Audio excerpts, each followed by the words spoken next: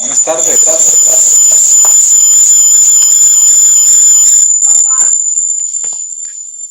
¿Por qué se oye eco?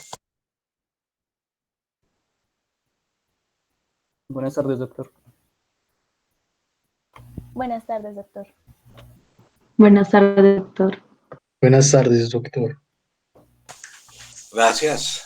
Para que nos rinda podemos empezar. Usted da la introducción, la bienvenida. Que pueda, toda la tarde es suya, de ustedes. Bueno, doctor, gracias. Pues buenas tardes a todos. Muchas gracias por la asistencia el día de hoy. Sean bienvenidos al núcleo integrador de EPOC 2020. La charla de hoy va a estar dada por los estudiantes Mariana Duque Gallego, Sebastián García Fuquen, Lenny Melisa Muñoz Moscoso, Estefanía Ruiz Rosso, Camilo Acosta Ramírez y quien les habla, Juan Esteban Velázquez. Fuimos asesorados por el doctor Héctor Murillo Wills. Este es el orden del día que vamos a manejar durante la charla. Hablaremos sobre la definición de la EPOC, su epidemiología, factores de riesgo, fisiopatología y además cómo diagnosticar y tratar, entre otras características, la EPOC estable y las exacerbaciones de la EPOC. Como primer punto tenemos la definición.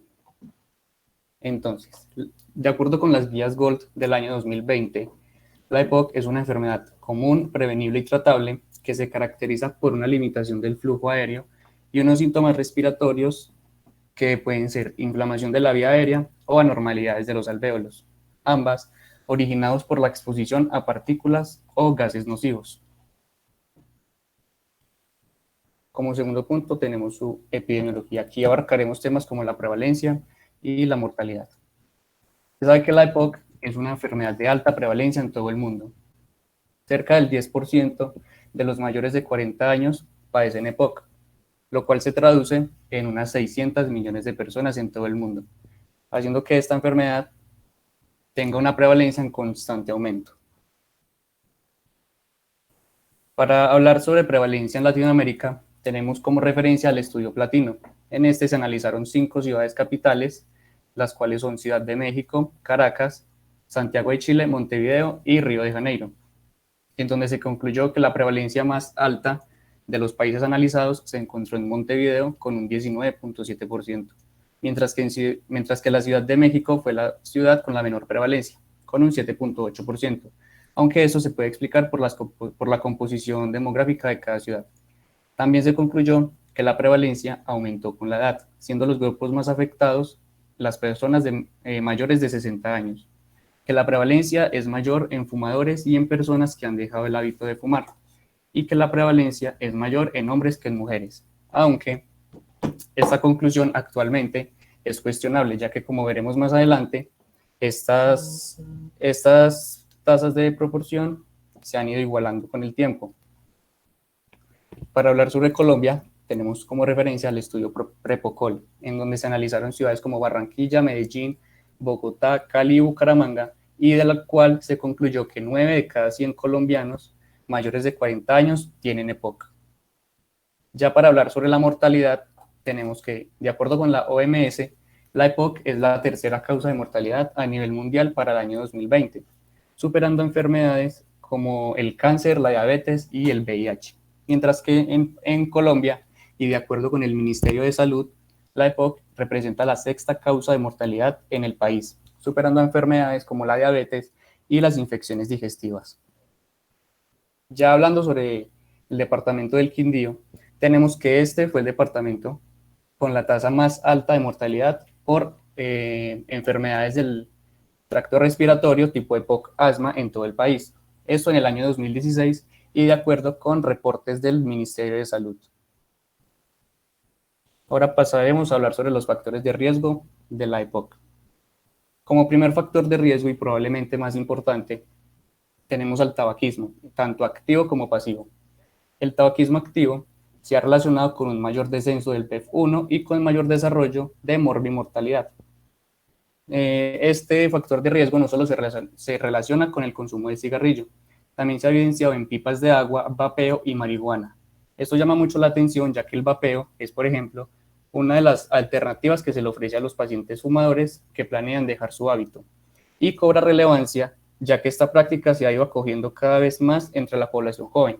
Con población joven me refiero a pacientes mayores de 15 años en adelante, perdón, los cuales creen que este vapor es completamente inofensivo, ya que tienen la idea de que como no tiene nicotina, no va a generar ningún daño. Sin embargo, el componente lesivo sigue presente. Por esto se hace necesario vigilar la conducta frecuentemente y, por supuesto, suspender la práctica lo antes posible. En fumadores pasivos se ha evidenciado un aumento de la carga de partículas tóxicas en el pulmón. Esto es importante tenerlo en cuenta, ya que si, por ejemplo, llega un paciente y durante la anamnesis le preguntamos por sus antecedentes, este no va a expresar, no va a decir explícitamente que tiene el antecedente del tabaquismo, por lo que este factor de riesgo puede pasar por desapercibido. Y por último, el tabaquismo asociado en el embarazo muestra mayores tasas de desarrollo de hipoplasia pulmonar e inmunosupresión. No obstante, un poco menos del 50% de todos los fumadores desarrollan EPOC. Y como dato importante, tenemos que suspender el hábito no revierte ni la lesión ni la inflamación pulmonar, pero sí ayuda un poco con el desarrollo de los síntomas en el transcurso de la enfermedad. Para esto tenemos como herramienta el índice tabáquico. Este es un valor que nos ayuda a predecir el riesgo de desarrollo de EPOC. Para eso utilizamos la siguiente fórmula. Número de cigarrillos multiplicado por el número de años que el paciente ha estado fumando y el resultado dividido entre 20. Ya dependiendo del resultado que nos dé, diremos si el paciente no tiene riesgo, si tiene un riesgo moderado, si tiene un riesgo intenso o si el riesgo es alto. Y para esto tendremos el siguiente ejemplo. Supongamos que tenemos un paciente masculino que refiere fumar 2 cajetillas diarias durante 19 años. Suponiendo que una cajetilla posee 20 cigarrillos, 2 cajetillas serían 40. Multiplicamos los 40 cigarrillos por los 19 años que ha estado practicando el hábito del tabaquismo, lo dividimos entre 20 y nos da como resultado 38. Esto indica un riesgo intenso del desarrollo de EPOC. En pacientes con un índice tabáquico mayor a 10, es recomendable estar haciendo seguimiento con espirometría y buscar síntomas de la EPOC antes de que se empiece a desarrollar. Como segundo factor de riesgo tenemos la exposición a la biomasa. Para entender esto, entonces vamos a definir qué es la biomasa. Este es un material inorgánico que se origina a partir de un proceso biológico o mecánico que tiene como la finalidad la producción de energía. Los ejemplos más claros son las fogatas, los fogones de leña y todo proceso de combustión que genere gases tóxicos. Entonces, esta inhalación de, por ejemplo, monóxido de carbono, dióxido de nitrógeno y demás componentes presentes, por ejemplo, en el estiércol o los derivados de la madera como el acerrín, van a generar una lesión pulmonar. Para que este factor de riesgo empiece a tomar relevancia, la exposición debe ser durante por lo menos 10 años. Entonces, las poblaciones más afectadas por esto son los ganaderos que están en constante presencia de animales y sus desechos biológicos, las personas que trabajen con madera y sobre todo las personas que aún cocinen con fogón de leña. Para pasar a hablar como tercer factor de riesgo tenemos la edad y el sexo. De acuerdo con la edad, es bien sabido que este es un factor de riesgo importante para el desarrollo de la EPOC, ya que se relaciona con un aumento en la exposición a partículas tóxicas a lo largo de la vida. Sabemos que los más afectados son los pacientes mayores de 60, pero el riesgo empieza a aumentar significativamente a partir de los 40 años. Y respecto al sexo, como comenté anteriormente, la prevalencia se ha ido igualando, siendo hoy en día la prevalencia hombre-mujer de 1 a 1. Y se sabe que las mujeres son un poco más sensibles al vapor o al humo del tabaco. Como cuarto factor, tenemos la genética y acá cabe resaltar 2 puntos. El primero es que cerca del 2% de los casos de EPOC que se presentan son causados por una deficiencia de la alfa-1 antitripsina. Y para esto debemos saber qué es la alfa-1 antitripsina. Esa es una glicoproteína sérica de origen hepático que tiene la finalidad de inhibir las elastasas producidas por los neutrófilos. ¿En qué momentos? En momentos de inflamación o de infección, por lo que su principal acción es la de antielastasa, es decir, la de proteger el tejido pulmonar. Si hay una deficiencia de esta enzima que se da por enfermedades congénitas, las elastasas van a tener un efecto más potente. Esta deficiencia se relaciona con el desarrollo de EPOC de tipo enfisematoso, principalmente enfisemas de tipo panlobulillar. Y la presentación clásica de estos casos son pacientes jóvenes menores de 40 que empiezan a disminuir sus capacidades pulmonares rápidamente. Y como segundo factor tenemos que hay mayor riesgo de desarrollo de EPOC entre hermanos que son fumadores. Como quinto factor de riesgo tenemos el desarrollo pulmonar. Aquí cabe destacar que todas las lesiones o factores que disminuyan o impidan el desarrollo pulmonar, tanto en la vida intrauterina como en el periodo perineonatal, van a aumentar el riesgo de desarrollar EPOC. Dentro de esto tenemos el bajo peso al nacer, infecciones recurrentes durante la infancia y una exposición temprana al tabaco. Como sexto punto tenemos las infecciones. Como mencioné anteriormente, pacientes que presenten atopia y desarrollen infecciones recurrentes durante la infancia son más propensos al desarrollo de EPOC. Y no solo a esto, sino también que son más sensibles a las exacerbaciones de la EPOC. Dentro de esas infecciones caben resaltar la Pseudomonas aeruginosa, el VIH y Mycobacterium tuberculosis. Y como último, tenemos que, de acuerdo con el estudio Tucson, los pacientes asmáticos tienen 12 veces más probabilidad de padecer EPOC que aquellos que no son asmáticos. Ahora vamos a pasar a hablar sobre la fisiopatología de esta enfermedad. Dentro de la patogénesis de la EPOC, tenemos que la causa fundamental es una lesión repetitiva y crónica que va a causar una respuesta inflamatoria a nivel del epitelio bronquial. Esto va a llevar a cambios inflamatorios y cambios estructurales a nivel del parénquima y de las vías aéreas, generando, por ejemplo, inflamación de las vías aéreas con desarrollo de fenotipo bronquitis crónica o destrucción de las paredes alveolares con desarrollo de fenotipo enfisematoso.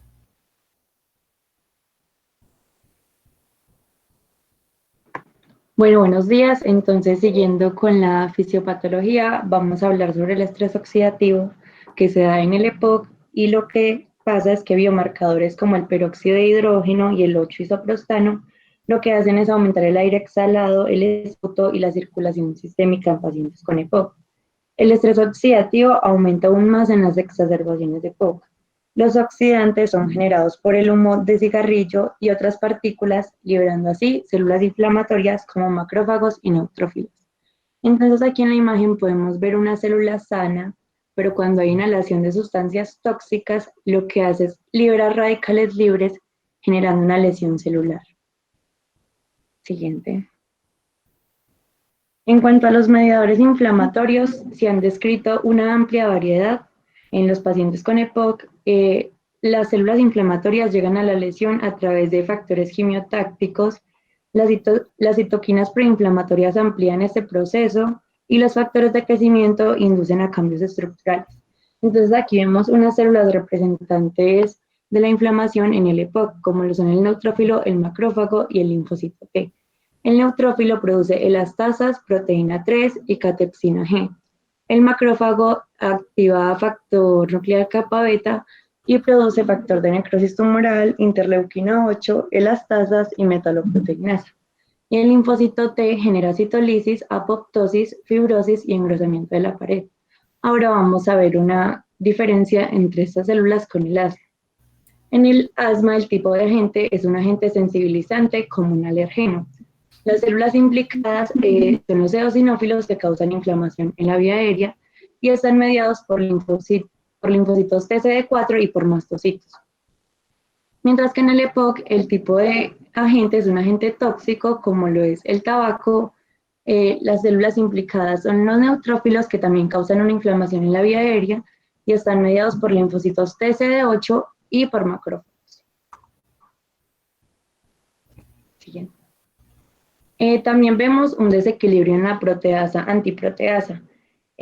Lo que pasa es que aumentan las proteasas, que son las que descomponen los componentes de tejido conectivo, y las antiproteasas disminuyen, que son las que contrarrestan este efecto.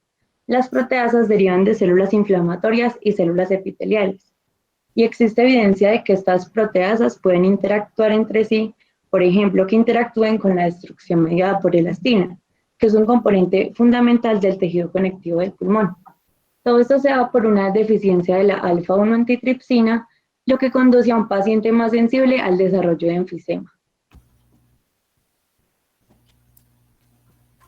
Ya con esos cambios celulares explicados, tenemos que en periodos de cronicidad se va a empezar a generar una fibrosis peribronquial e intersticial.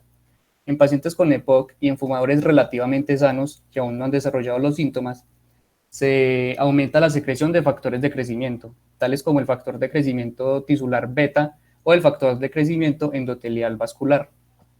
Estas lesiones repetitivas generan hipertrofia del músculo liso bronquial y una hipersecreción de colágeno, generando una obliteración de la vía aérea con aumento de la resistencia de la misma.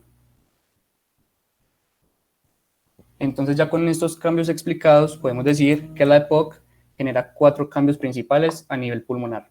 Genera cambios en las grandes vías, cambios en las pequeñas vías, cambios en el parénquima y cambios en su vasculatura. Los cambios en las grandes vías explican el desarrollo de la bronquitis. Entonces, tenemos un bronquio normal y sabemos que tiene que haber un estímulo lesivo y crónico que genere su inflamación. Entonces se da el estímulo que tiene que ser repetitivo, que va a generar un reclutamiento de células inflamatorias y de células estructurales. Va a haber secreción de interleuquinas quimiotácticas y proinflamatorias como la interleuquina 8 y el factor de necrosis tumoral alfa, y factores de crecimiento como el factor de crecimiento tisular beta. Esto va a generar una hiperplasia glandular submucosa, una metaplasia escamosa y una hipersecreción de las glándulas caliciformes, generando con el tiempo un cambio estructural a nivel bronquial. Como vemos en la siguiente placa, hay una metaplasia escamosa en donde se reemplaza el epitelio cilíndrico pseudoestratificado ciliado por un epitelio plano estratificado no queratinizante, y vemos delimitado por la línea negra el grosor de la capa submucosa, que en este caso estaría en más del doble de lo normal. Los cambios en las pequeñas vías explican el padecimiento de la bronquiolitis. Al igual que en la bronquitis, tiene que haber una lesión que genere una respuesta inflamatoria. Hay migración de células inflamatorias y células de la matriz extracelular como los fibroblastos y el músculo liso. Hay una secreción de factor de necrosis tumoral y de factor de crecimiento endotelial vascular. Se generan cambios estructurales y aumenta el exudado intraalveolar que genera una bronquiolitis obliterante. Como vemos en la siguiente placa, tenemos la presencia de un folículo linfoide, ya que estamos en presencia de una reacción inmune. Tenemos unas paredes engrosadas con una fibrosis peribronquiolar y en la luz vemos un exudado fibrinoide que ocluye parcialmente la luz.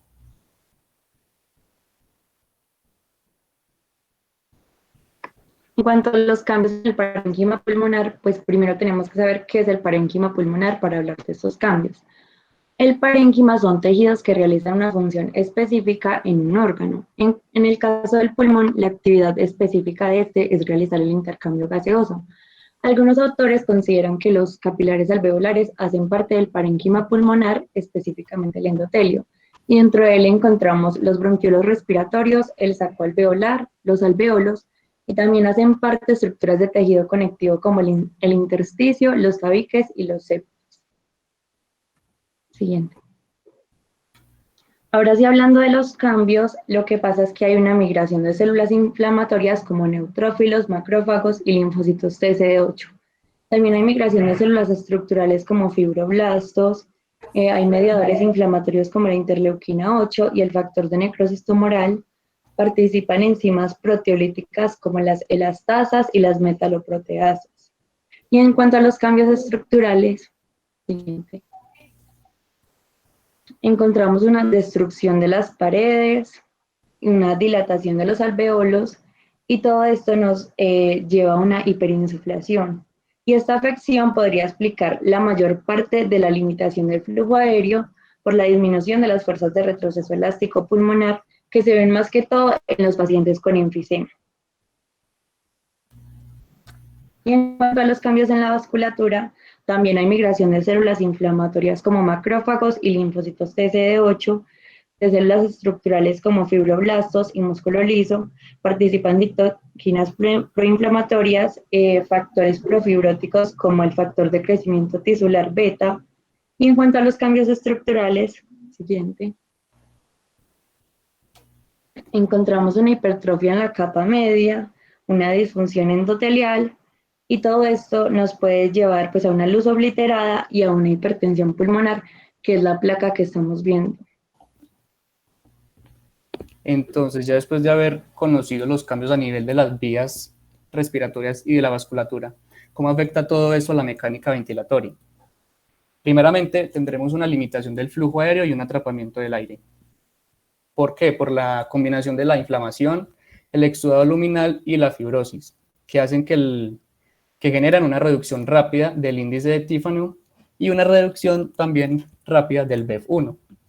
Como segundo punto tenemos el atrapamiento de aire en expiración, el cual vamos a explicar mediante ejemplos. Suponiendo que tenemos un paciente con enfisema, en este caso van a estar disminuidas las fuerzas de retroceso elástico del pulmón. ¿Por qué? Por el aumento de las elastasas y el desequilibrio antiproteasa-proteasa. Mientras que en un paciente con bronquitis crónica va a estar aumentada la resistencia de la vía aérea. Esto debido a la hipersecreción de moco y a la fibrosis peribronquial. Estos dos factores van a generar una limitación del aire. Esto ya que durante la expiración la presión intraalveolar va a disminuir con mayor rapidez, va a igualar a la presión atmosférica más rápidamente y se va a generar un desplazamiento del punto de igual presión a una región de la vía aérea no cartilaginosa, haciendo que ésta colapse y generando atrapamiento de aire. Esto con el tiempo va a llevar a fenómenos de hiperinsuflación, disnea y la intolerancia al ejercicio. Semiológicamente, podemos distinguir este tipo de pacientes ya que presentan un tórax en tonel, en donde podemos ver las dimensiones anteroposteriores aumentadas. Esto es más típicamente en pacientes con enfisema. También vamos a presentar alteraciones del intercambio gaseoso. Esto debido al aumento del espacio muerto alveolar y a la disminución de la mecánica ventilatoria. Recordemos que una de las principales causas de hipoxia relacionada con hipercapnia es el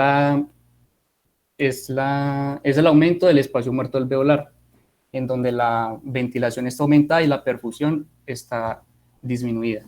Esto causa hipoxia, hipercapnia y con el tiempo cianosis. Y por último, vamos a presentar hipertensión pulmonar. Estos cambios se dan en una fase tardía de la enfermedad. Tiene que haber vasoconstricción hipóxica, hipertrofia del músculo liso vascular e hiperplasia de la túnica íntima. ¿Esto qué va a generar? Va a generar una pérdida del lecho capilar, lo cual primeramente va a aumentar la resistencia vascular pulmonar y subsecuentemente va a generar a nivel cardíaco un estrés sistólico por sobrecarga de presiones.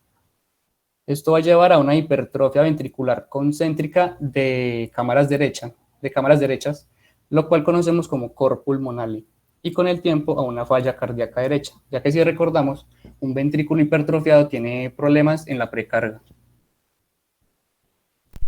Y ya con estos cambios explicados podemos saber cómo se desarrollan los dos fenotipos más clásicos de la época. Tenemos al bronquítico crónico, al cual denominamos como abotagado azul, en donde persiste la tos productiva, la disnea y el atrapamiento de aire. Estos pacientes tienden a presentar facies pícnicas y aumento de peso. Pulmonarmente presentan un shunt relativo por mezclado venoso y generan hipoxia e hipercapnia, y de allí su coloración azulada. Mientras que el paciente enfisematoso, al cual conoceremos como soplador rosado, presenta una disnea mucho mayor, lo cual le genera un mayor consumo de energía y una subsecuente pérdida de peso. Estos pacientes se caracterizan por presentar una fascia álgida y por alargar la aspiración. Pulmonarmente va a haber una disminución en el intercambio gaseoso, un aumento del espacio muerto alveolar por fenómeno de hiperinsuflación y una hipoxemia, que va a generar un aumento de la eritropoyetina a nivel renal como mecanismo compensatorio, lo cual va a llevar al paciente a estados de poliglobulia y su coloración rosada típica.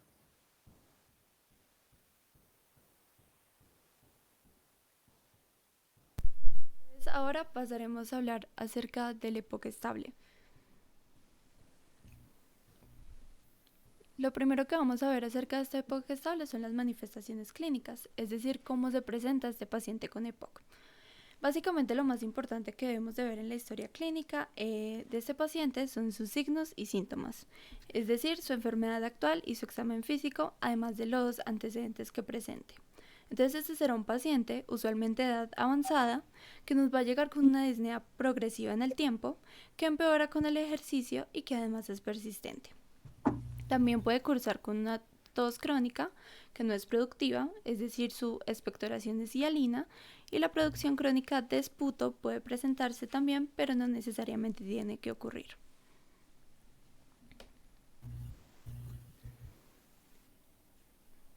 Bueno, entonces al examen físico vamos a encontrar en la inspección el tórax en tonel, que si recordamos el tórax en tonel era ese hallazgo que encontrábamos cuando el diámetro anteroposterior del tórax del paciente está muy ensanchado, y como lo observamos en esta imagen, este tórax parece que fuera un tonel o un barril. Esto no es normal y se produce debido a la hiperinsuflación pulmonar, es decir, al atrapamiento de aire. Esos serían los hallazgos principales, pero también podemos encontrar otros como la fase expiratoria prolongada, el uso de músculos expiratorios, una disminución de la expansibilidad torácica, sibilancias expiratorias, cianosis y tirajes. A la palpación encontraríamos una disminución de las vibraciones vocales, ya que la cantidad de aire está aumentada y este no conduce también el sonido como lo suelen hacer los sólidos o los líquidos. También podríamos encontrar presencia de latido paraesternal izquierdo y un latido epigástrico por un aumento del tamaño de las cámaras derechas. A la percusión encontraríamos una hiperresonancia por el aumento de aire, y a la auscultación encontraríamos sibilancias y roncus por la obstrucción de la vía aérea que está producida por todo este fenómeno de bronquitis crónica. En la parte de la auscultación cardíaca podríamos llegar a auscultar un desdoblamiento amplio del segundo ruido cardíaco, eso debido a la presencia de una hipertensión pulmonar, como también podríamos encontrar la presencia de un cuarto ruido cardíaco gracias a una sobrecarga de presión del ventrículo derecho. Entonces, como habíamos dicho, en los antecedentes deberíamos de preguntarle por varios de ellos. Entre ellos, en los patológicos nos encontramos con que estos pacientes suelen presentar infecciones del tracto respiratorio inferior recurrentemente, porque el atrapamiento de este moco y además la acumulación e hipersecreción de moco favorecen las infecciones del tracto respiratorio inferior. En cuanto a los exposicionales, tendremos en cuenta que haya existido alguna vez exposición a polvo o a biomasa, en los tóxicos que haya sido fumador, en los familiares que alguno de sus parientes haya tenido EPOC, especialmente de primer grado, y en los neonatales que haya tenido un bajo peso al nacer o que haya presentado infecciones respiratorias del tracto superior en la infancia. Entonces este vendría siendo más o menos el cuadro clínico con el que se nos presenta un paciente con EPOC. Entonces, ¿qué encontraríamos en una radiografía de un paciente con EPOC? Primero, entre los hallazgos radiológicos generales vamos a encontrar todo lo que se pueda producir por la hiperinsuflación pulmonar. Como está aumentado el volumen de aire al interior de los pulmones, se va a presentar un aplanamiento de los hemidiafragmas. Además de este, va a haber una radiolucidez difusa del pulmón, es decir, este pulmón va a estar más oscuro, más negro, ya que hay mayor cantidad de aire dentro de él.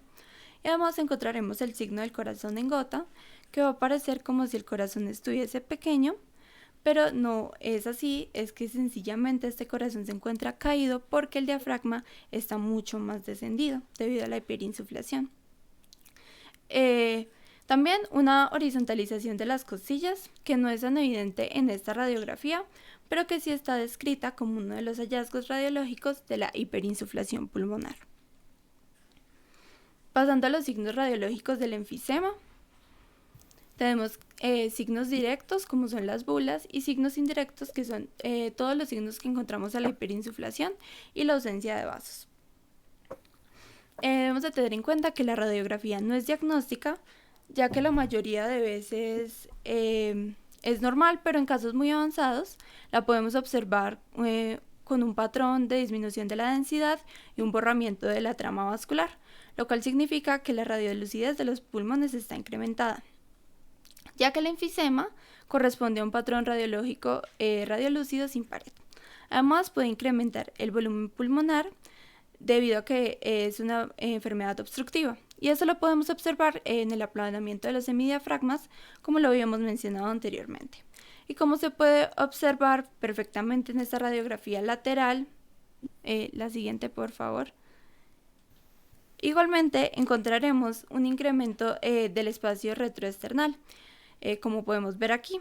De ahí es que sale el aspecto que mencionábamos, tórax en barril o tórax en tonel. En esta TAC podemos observar el signo directo del enfisema, que es la presencia de bulas enfisematosas, las cuales son un espacio aéreo mayor de 1 centímetro de diámetro, sin pared epitelial y que puede verse en el parénquima pulmonar enfisematoso. Otra de las entidades en el espectro del EPOC es la bronquitis crónica. Y radiológicamente podemos observar simplemente una radiografía de tórax normal o también con un discreto engrosamiento bronquial. Esto a pesar de que las pruebas de función pulmonar ya nos muestran un franco trastorno obstructivo. En esto encontraremos opacidades intersticiales y si la bronquitis coexiste con el enfisema podemos observar hiperinsuflación, como lo veíamos en el ejemplo pasado. Digamos, en esta TAC podemos observar perfectamente cómo se encuentran engrosados los bronquios. Y eso es lo que corresponde a la bronquitis. Dentro de los diagnósticos diferenciales tenemos entre los más importantes el asma, la insuficiencia cardíaca congestiva, la tuberculosis, la bronquiectasia, la bronquiolitis obliterativa y la panbronquiolitis difusa. Entonces, ¿cómo diagnosticamos el paciente con EPOC? Para diagnosticarlo debemos de tener en cuenta las manifestaciones clínicas, algún factor de riesgo, especialmente los exposicionales, es decir, que haya una exposición a partículas nocivas que sea la responsable de esas manifestaciones clínicas y que además documentemos una limitación del flujo expiratorio en la espirometría. Entonces, en la espirometría, ¿qué encontraríamos? Podremos encontrar una capacidad vital forzada mayor del 80%, es decir, normal, o en casos del EPOC severo por debajo del 80%. Un PEF1 disminuido por debajo del 80% y una relación capacidad vital forzada PEF1 o índice de TIFNU debajo del 70%, es decir, igualmente disminuido. Y con la prueba postbroncodilatador encontraremos que la relación capacidad vital forzada PEF1 sigue igualmente por debajo del 70%. Siempre que tenemos un patrón obstructivo dado por un PEF1 disminuido que responde a broncodilatadores, es decir, que aumenta un 12% o 200 mililitros, entonces esto correspondería a un asma, y que si no responde al broncodilatador, entonces corresponde a EPOC. Pero debemos de tener en cuenta que podría existir el caso en que el paciente tenga un patrón obstructivo que adicionalmente responda a broncodilatador, pero que sencillamente no alcance a superar el 70%. En este paciente sigue existiendo la obstrucción del flujo expiratorio, por lo tanto sigue habiendo un posible diagnóstico de EPOC, pero también estaría cumpliendo con un criterio de asma. Entonces, esto es lo que llamamos el overlap asma-EPOC. Bueno, aquí para dar un ejemplo un poco más ilustrativo, tenemos este resultado de una espirometría de un paciente masculino de 56 años que presenta una capacidad vital forzada de 87.7%, por encima del 80%, es decir, es un valor normal. El PEF1 es de 50.3%, es decir, por debajo del 80%, que significa que está disminuido. Esto antes de la prueba broncodilatadora. Y también una relación capacidad vital forzada PEF1 del 48%. Todo esto nos indicaría que este paciente tiene un patrón obstructivo, que puede corresponder tanto a EPOC como a asma. Para saber a cuál pertenece, nos fijamos en los valores de la prueba postbroncodilatadora y observamos que la relación capacidad vital forzada sigue por debajo del 70% con un valor del 48% y el PEF1 aumentó solo un 10.1%. Por lo tanto, podríamos decir que el resultado de esta prueba broncodilatadora es negativo. Como conclusión, podríamos decir que este paciente presenta un patrón obstructivo por EPOC. Además, según la clasificación de la obstrucción del flujo aéreo, que la veremos más adelante, ese paciente tendría una obstrucción moderada, ya que el BEF1 se encuentra entre el 50 y el 80%. Igualmente, como lo podemos ver en la curva flujo-volumen, podemos observar que esta posee una morfología cóncava, que además pasa lejos de los puntos de referencia y que termina cerca de la capacidad vital forzada.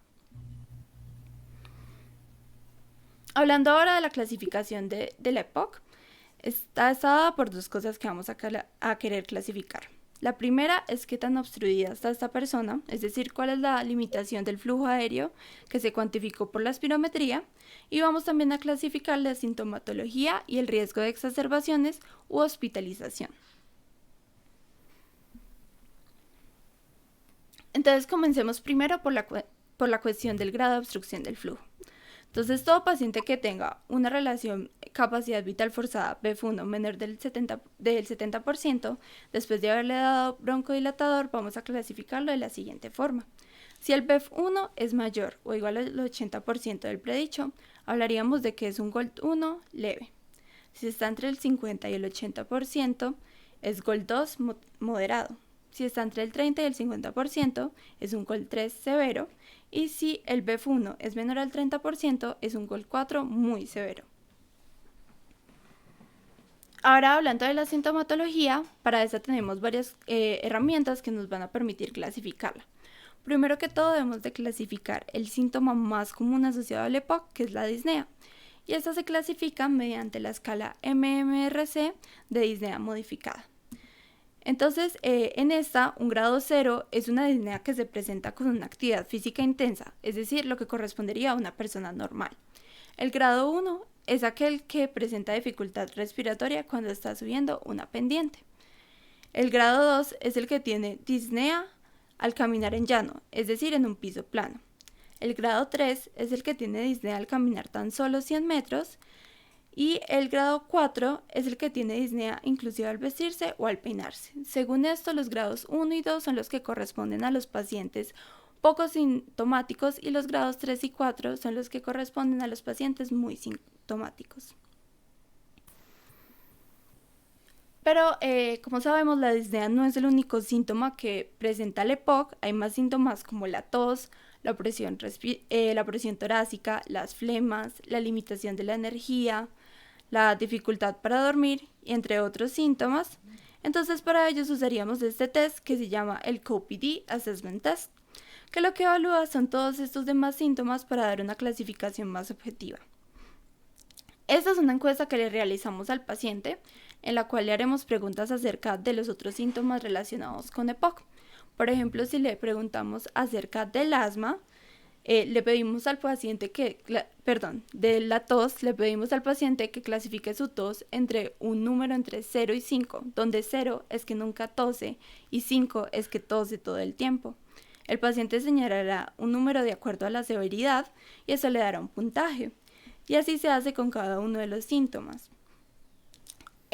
Al final sumaremos todas estas puntuaciones y el puntaje final va a ser el CAT. Entonces, ¿esto para qué nos sirve? Nos servirá para poder clasificar en grupos a los pacientes con EPOC. Entonces, aquí tenemos en cuenta la sintomatología dada por la escala MMRC y por el cuestionario CAT. Y como ya habíamos hablado anteriormente, también tendremos en cuenta el riesgo de hospitalización y exacerbaciones. Entonces, según la clasificación, el paciente va a ser un GOLD A si tiene una escala MMRC que se encuentra entre 0 y 1. Tiene un CAT menor a 10 y se ha exacerbado solo una vez o menos y no ha requerido hospitalizaciones. Va a ser un GOLD B si su MMRC ya no está entre 0 y 1, sino que es un puntaje mayor o igual a 2 y tiene un puntaje en el cuestionario CAT mayor o igual a 10, pero sigue presentando solo una exacerbación o menos sin hospitalización. Ahora, en los grupos C y D son estos mismos parámetros, pero con 2 o más exacerbaciones o una única exacerbación que haya requerido hospitalización. Lo que haremos será cruzar estos criterios y finalmente podríamos decir a qué grupo pertenece el paciente. Esta clasificación es muy importante porque es la que nos va a definir el tratamiento. Entonces, una vez hemos clasificado el EPOC, comenzaríamos a tomar las estrategias de manejo que veremos a continuación.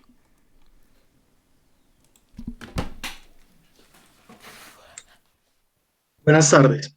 A continuación hablaremos un poco acerca del tratamiento para la EPOC estable, sus objetivos, indicaciones según la categoría y otros temas. Acerca de los objetivos, tenemos que estos se centran principalmente en mitigar los efectos que tiene la enfermedad sobre el paciente, reducir sus síntomas y riesgos que pueda correr. Aquí encontramos mejorar la tolerancia al ejercicio, mejorar el estado de salud, reducir el riesgo de mortalidad, prevenir las exacerbaciones y prevenir la progresión de la enfermedad. Dentro de las medidas de prevención encontramos la educación al paciente, ya que de esta depende un autocontrol y buena adherencia al tratamiento establecido, pudiendo identificar tempranamente los signos de alarma para una evaluación y un tratamiento precoz. Dejar de fumar es la intervención más costo efectiva para su prevención y más adelante mencionaremos las alternativas que se le pueden ofrecer a nuestro paciente para que logre dejar este hábito. La vacunación contra la influenza y el neumococo traen muchos beneficios que mencionaré a continuación. El apoyo nutricional es fundamental, ya que ante la presencia de un índice de masa corporal bajo, se ha asociado a una mayor mortalidad. La actividad física regular, al menos 30 minutos 3 veces a la semana, reduce el riesgo de hospitalización y mortalidad. La no exposición al humo tiene un impacto favorable sobre los síntomas respiratorios y la declinación de la función pulmonar. Haciendo énfasis en la cesación del tabaco y la vacunación, tenemos que las alternativas farmacológicas disponibles que le pueden brindar al paciente son la terapia del reemplazo de la nicotina, el bupropión y la vareniciclina, y también se puede utilizar el chicle y el spray nasal, pero esto como opción no farmacológica. Como mencionaba anteriormente, la vacunación tanto como contra la influenza y el neumococo traen beneficios como la reducción de las exacerbaciones. La vacuna del neumococo reduce el riesgo de infección de las vías respiratorias y la mortalidad, mientras que por su parte, la de la influenza reduce la incidencia de neumonía y está indicada en pacientes mayores de 65 años. Hablando acerca de los medicamentos que se utilizarán para el tratamiento de la EPOC estable, tenemos diferentes grupos: los broncodilatadores, los antiinflamatorios, los inhibidores de la PDE4 y la oxigenoterapia. En este apartado vamos a dar ejemplos de medicamentos de cada grupo. Cabe aclarar que la elección del tratamiento dependerá de la disponibilidad de la medicación, gravedad de la enfermedad y respuesta clínica del paciente. Empezando por los SABA, donde encontramos el salbutamol y el fenoterol, los SAMA, donde se ubica el ipratropio, los LABA, que tienen el salmeterol, formoterol e indacaterol, los LAMA, donde destacan el tiotropio y el glicoperronio, de los glucocorticoides, la fluticasona y budesonida, y de los inhibidores de la PDE4, el roflumilast. A continuación, hablando un poco acerca de los inhaladores, tenemos de dos tipos: inhaladores de dosis media presurizada o IDMP y los inhaladores de polvo seco o IPS. Algunos de los inhaladores de dosis media presurizada encontramos los convencionales, el Cerevent y el Vero Dual. De los contadores de dosis tenemos el Symbicort, fino tenemos el Flutifor y niebla fina el Espiolto. De los inhaladores de polvo seco, en monodosis está el Ultibro Brisaler y el Aerovial Aerolizer, y multidosis el Cerevent AcuAler y Pulmicort TurboAler.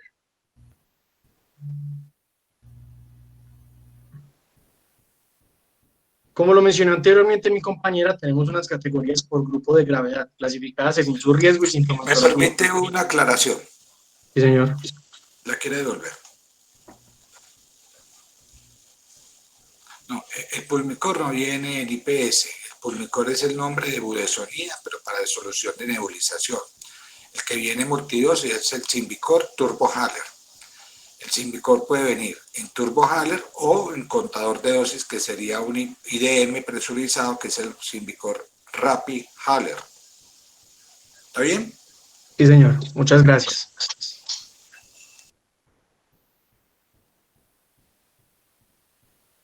Como lo mencioné anteriormente mi compañera, tenemos unas categorías por grupo de gravedad, clasificadas según su riesgo y sintomatología, yendo de con menor riesgo y pocos síntomas hasta el D, más riesgo y más alta sintomatología.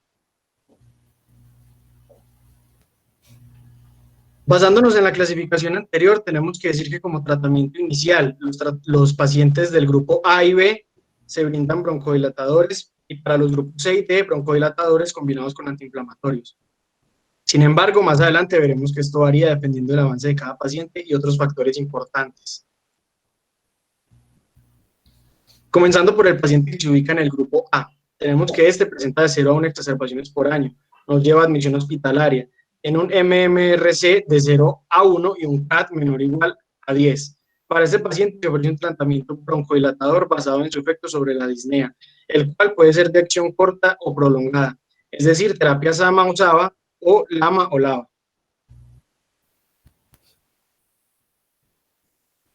Como ya mencioné, en este paciente se inicia un tratamiento con broncodilatador, por ejemplo el lipratropio y el salmeterol. Sin embargo, como en todos los pacientes de EPOC, tenemos que evaluar constantemente el efecto para decidir si continuar, suspender o buscar una alternativa del tratamiento. El paciente perteneciente a la clasificación del grupo B es aquel que tiene de 0 a 1 exacerbaciones por año, tampoco lleva atención hospitalaria, tiene un MMRC mayor a 2 y un CAT mayor o igual a 10. El tratamiento inicial para este paciente es un broncodilatador de acción prolongada. Sin embargo, en pacientes con enfermedad respiratoria grave, se puede considerar el uso de 2 broncodilatadores. Como ya lo mencioné, el tratamiento inicial se instaura con un broncodilatador, por ejemplo el indacaterol, pero dependiendo de su evolución se pueden utilizar 2, como por ejemplo olodaterol más tiotropio.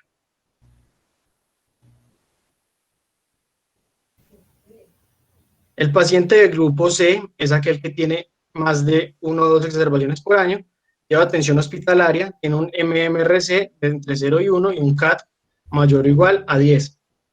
La terapia inicial consiste en un único broncodilatador con acción prolongada. Como ejemplo de tratamiento para este paciente tenemos el tiopropio y el glicopirronio. Por último, encontramos el paciente del grupo D, el cual es aquel que tiene más de 2 exacerbaciones por año, lleva atención hospitalaria, tiene un MMRC mayor a 2 y una encuesta CAT mayor o igual a 10. En este caso hay varios lineamientos. Generalmente se inicia con un LAMA, o por su efecto sobre la disnea y las exacerbaciones. Sin embargo, en pacientes con síntomas severos y un CAT mayor o igual a 20, se puede optar por un tratamiento LAMA más LAVA.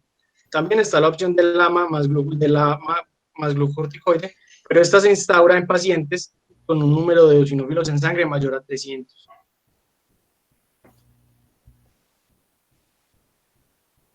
En esta tabla podemos ver lo que les mencioné anteriormente del tratamiento que le podemos ofrecer a este paciente dependiendo de las características individuales, y algunos ejemplos de medicamentos son el glicopirronio más indacaterol y salmeterol más fluticasona.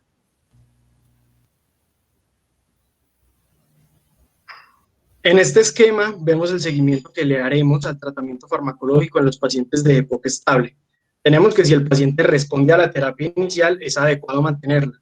Si no responde, debemos considerar el síntoma predominante, ya sea disnea o exacerbaciones, y hacer uso del protocolo para cada uno de ellos que explicaré a continuación. Colocar al paciente según corresponde en relación al tratamiento actual y seguir las indicaciones del caso. También debemos tener en cuenta seguir con la evaluación de la respuesta, ajustar la medicación y revisarla.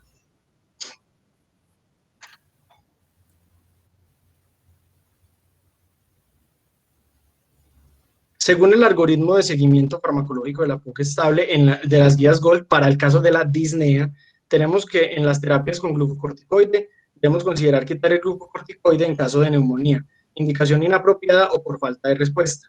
En caso de no funcionar, tampoco la terapia LAMA o LAVA y LAMA más LAVA, se deberá considerar cambiar el inhalador, los fármacos, investigar y tratar otras causas de disnea.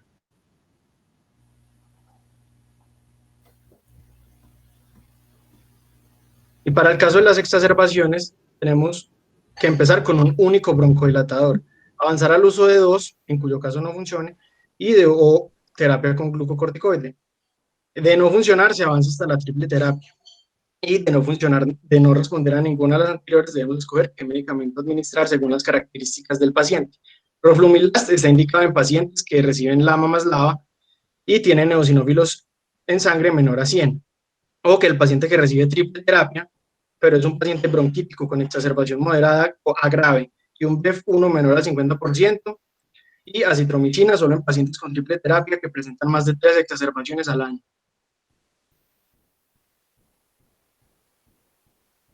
Continuando con la oxigenoterapia, recordemos que esta es utilizada en el domicilio durante 16 horas al día.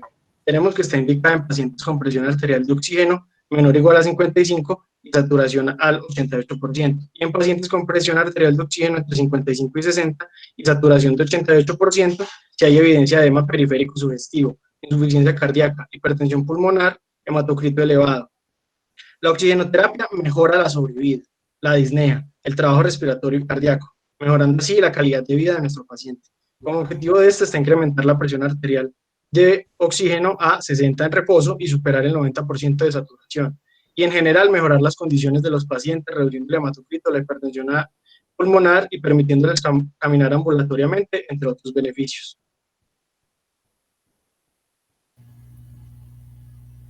Para finalizar, es importante recalcar que en este tipo de pacientes se debe vigilar, evaluar y ajustar constantemente el tratamiento en pro de una mejor atención y calidad de vida.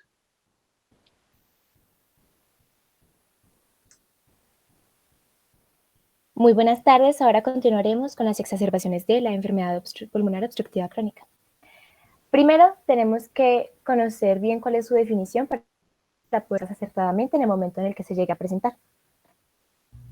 Entonces, según las guías GOLD, en su actualización en este año 2020, nos define que una exacerbación de POC es un empeoramiento agudo de los síntomas respiratorios que se traduce en terapia adicional. Esto último debido a que se debe realizar ciertos cambios en el tratamiento y la forma de manejo del paciente para poder realizar los correctos controles y tratamiento. Sigue. Entre las características más importantes de las exacerbaciones, encontramos que el síntoma clave va a ser la disnea aumentada presente. Esto se acompaña también de tos e inflamación de la vía aérea más pronunciada, se traducirá en aumento de la frecuencia de la misma. Los pacientes sibilancias con mayor regularidad, y esas se aplicarán tanto a pacientes con enfisema, quienes normalmente no presentan sibilancias a auscultación, como con bronquitis crónica, que las presentan normalmente, pueden escuchar también con roncos. Demás síntomas que incluyen volumen de expectoración, recordando que los valores normales de esputo producidos son entre 30 a 100 mililitros día. Los pacientes con EPOC tienen un poco más aumentado este valor, entonces, pues o sea, puede estar por los límites superiores como los 100 mililitros día. Hablamos de que va a haber un aumento en volumen y aumento también en la purulencia de la misma. Los pacientes con bronquitis crónica se ven afectados en este aspecto, puesto que tienden a ser más expectorantes que los enfisematosos. Ligado a las expectoraciones, vamos a una producción de moco elevada que contribuirá a los mencionados anteriormente. Además de todo, y pues cabe aclarar que es también bastante causante de la disnea aumentada, tendremos un atrapamiento de aire de la vía aérea, que es lo que va a presentar un fenómeno de hiperinsuflación, como lo comentaron mis compañeros anteriormente. Esto va a hacer que se aumente el volumen residual y va a disminuir la capacidad de los alvéolos de volver a su estado natural previo a la insuflación.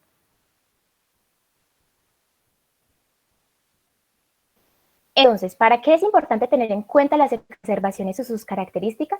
La respuesta va a ser muy simple, es muy importante conocerlo por el impacto que estos van a generar en los pacientes afectados, puesto que las exacerbaciones de POC son eventos importantes en el manejo de la enfermedad como tal, y este se mostrará negativamente en el estado de salud del paciente, la necesidad con la que tenga que ser hospitalizado y con esto las tasas de hospitalización y readmisión. Y lo más importante es el progreso de la enfermedad, es decir, nosotros tenemos que catalogar que va a haber un episodio, cómo va a ser la enfermedad previa a un episodio de exacerbaciones y posterior a un episodio de exacerbaciones, puesto que es importante cómo va a poderse manejar la enfermedad para el paciente. Entonces, este impacto se va a materializar en los siguientes factores que vamos a poder encontrar. Con respecto a la duración, Los pacientes usualmente tienen una presencia de exacerbaciones durante días, sin embargo, en algunos se puede prolongar este periodo como tal. A las 8 semanas, de los pacientes no ha vuelto al estado preepisodio. Esto nos quiere decir que hay pacientes que van a tener un empeoramiento debido a estas exacerbaciones y pues que es normal. La enfermedad vamos a tener que hay una mayor probabilidad de tenerla después de un primer episodio, por lo que es muy importante preguntarle a nuestro paciente si ha tenido episodios de exacerbaciones y cuántos ha tenido en el año anterior para poder realizarle un pronóstico.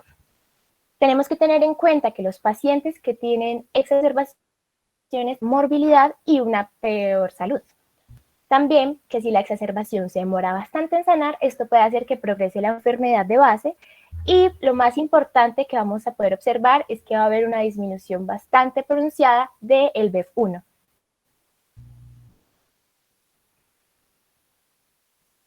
Nosotros tenemos un paciente que tiene exacerbaciones frecuentes.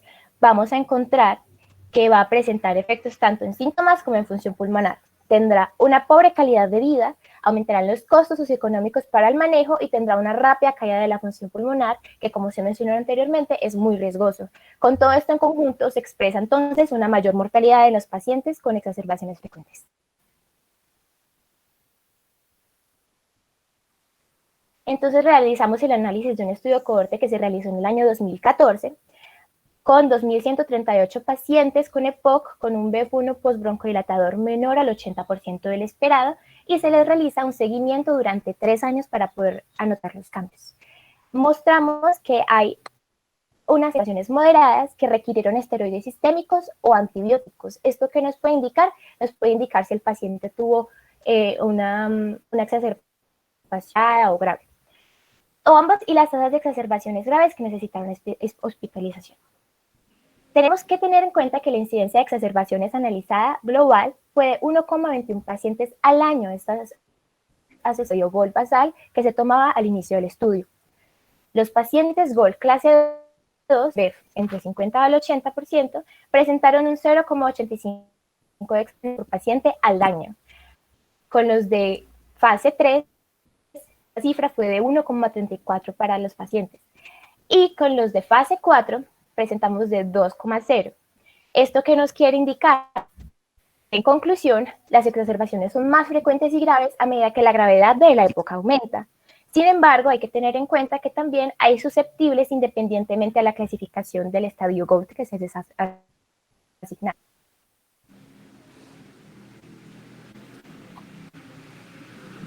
Entonces, ahorita hablamos del diagnóstico. ¿Cómo puedo yo identificar la exacerbación de EPOC en mis pacientes? Hay que tener en cuenta que los síntomas de la exacerbación de EPOC son muy inespecíficos, por lo que se debe de analizar los diferentes diagnósticos diferenciales para evitar un error diagnóstico.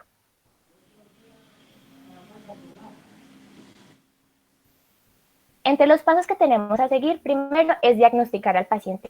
¿Realmente tiene una exacerbación de EPOC? Puede ser un cuadro infeccioso, puede ser otro diagnóstico, pero si sí tiene la exacerbación de EPOC, continuamos.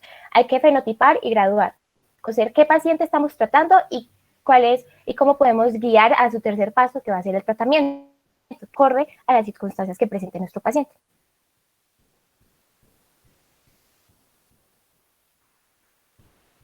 Entonces, vamos a presentar diferentes tipos de exacerbadores. Vamos a tener un exacerbador frecuente, que es aquel que tiene una cantidad de 2 o más de exacerbaciones al año, que tienen un periodo de 4 o 6 semanas de diferencia entre cada episodio. Eso varía dependiendo del tratamiento. Si la persona ha tenido tratamiento, se dice que son 4 semanas, y si no ha tenido tratamiento, son 6 semanas. El exacerbador infrecuente es aquel que presenta una exacerbación como máximo al año. Y tenemos que recordar que es muy importante siempre analizar en la historia clínica si ha tenido exacerbaciones en el año previo. Esto va a ser el pronóstico de las exacerbaciones a futuro.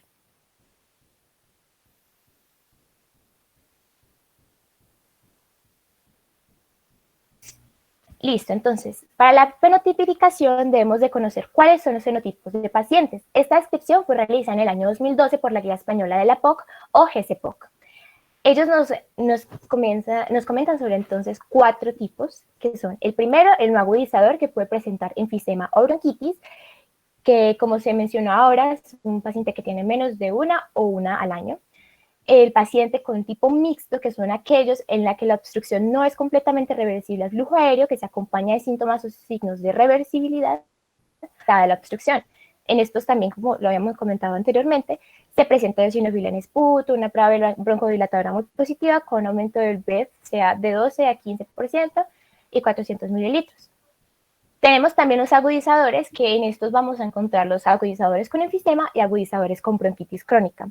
Estos los podemos analizar, como les habían comentado anteriormente, que son los del mismo tipo exacerbador, y que estos pueden llegar a tener exacerbaciones moderadas a graves, que como les dije, son por utilización de corticosteroides sistémicos. Para los enfisematosos hay que confirmar muy bien este tipo, debido a que es más común encontrar un paciente que tenga bronquitis crónica y genere una exacerbación que un paciente enfisematoso, por lo que debe contarse con un diagnóstico clínico radiológico funcional en que se dé una disnea pronunciada e intolerancia a los genitales. Estos pacientes por lo general tienen un índice de masa corporal muy bajo y tienden a presentar menos exacerbaciones. Sin embargo, si hay una paciente que tiene un enfisema grave, tiende a presentar un muy mal pronóstico en el que se predice una mayor caída anual del BEF1. Y con los pacientes de bronquitis crónica, hay presencia de tos productiva y expectoración, y estos síntomas son basales, es decir, los pacientes previos a la exacerbación van a presentar estos síntomas, pero se les van a agudizar muchísimo más, y se presenta entonces una hipersecreción bronquial más marcada y mayor incremento de los síntomas que en el enfisematoso.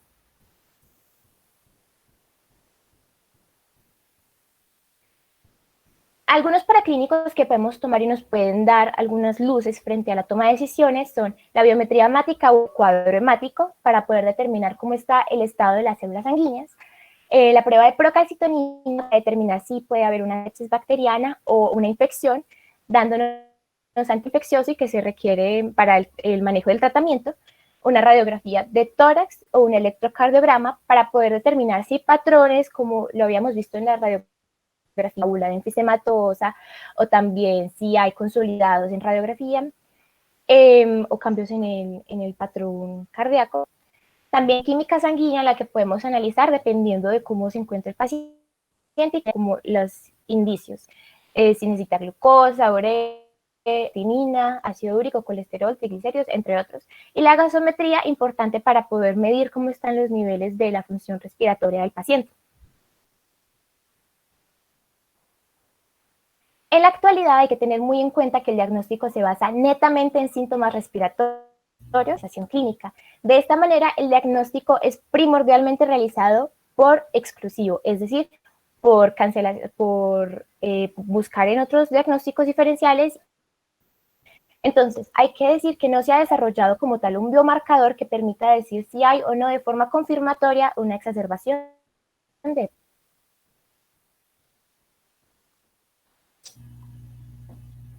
Bueno, y ahora pasando a la exacerbación a la prevención de la exacerbación de POC, siguiente. Vamos a encontrar una prevención farmacológica y no farmacológica. Dentro de la prevención no farmacológica encontramos cesar el consumo del tabaco, que ha demostrado la disminución del riesgo de las exacerbaciones en un 20 a un 30%, en especial en pacientes con mayor duración de abstinencia. También encontramos la adecuada adherencia al tratamiento y el uso correcto de la terapia inhalada. Siguiente. En cuanto a la prevención farmacológica, los LAMA y los LAMA son superiores a los LABA en cuanto a la reducción de las exacerbaciones. En cuanto a la terapia combinada, si comparamos LABA-corticosteroide con LABA-LAMA, el tratamiento de elección son los LABA-LAMA, ya que también han demostrado reducir las exacerbaciones.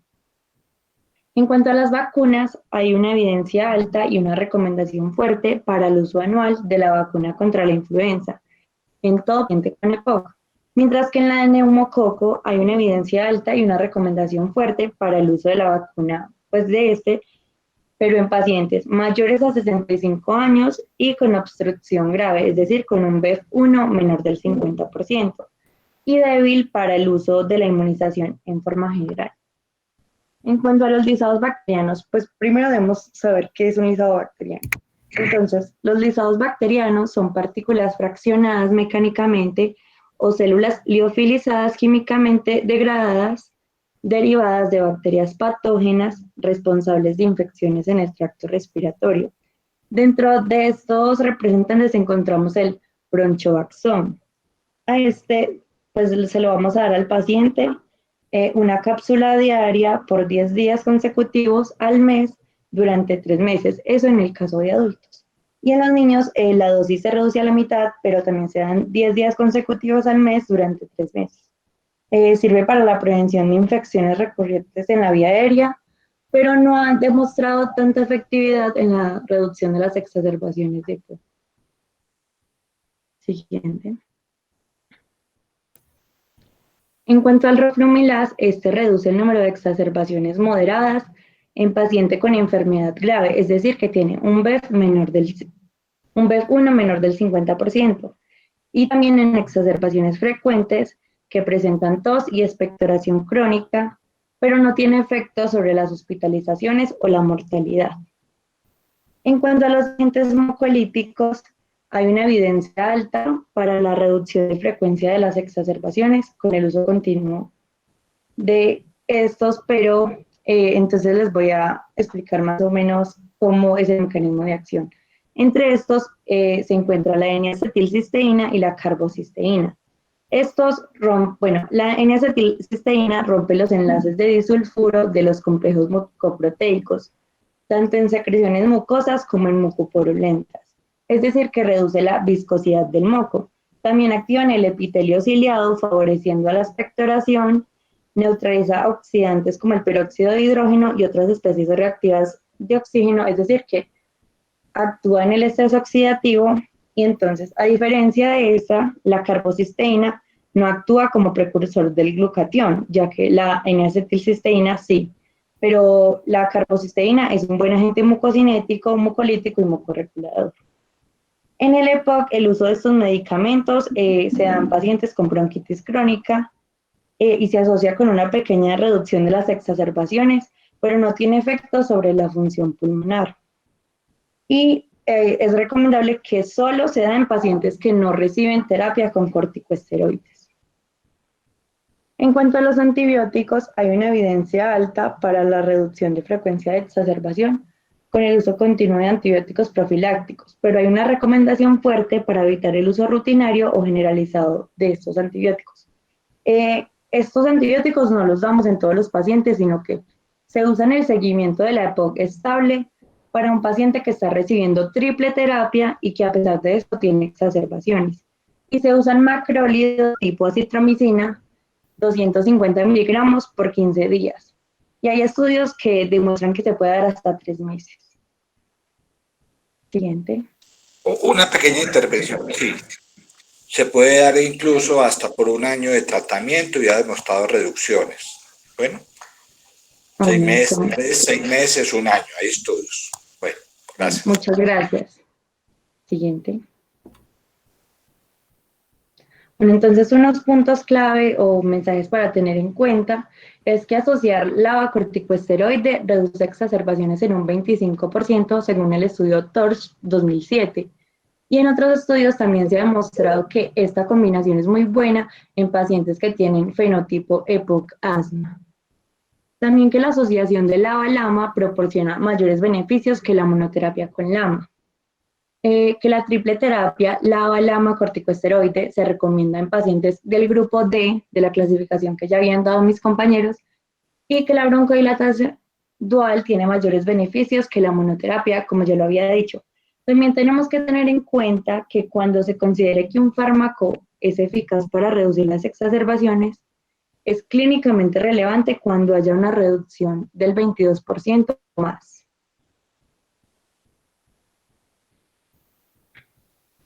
Bueno, entonces, en cuanto a las estrategias para la clasificación de la gravedad de las exacerbaciones de EPOC, no existe un criterio absoluto para clasificarlo, pero una forma práctica es utilizar el nivel de atención requerida por el paciente.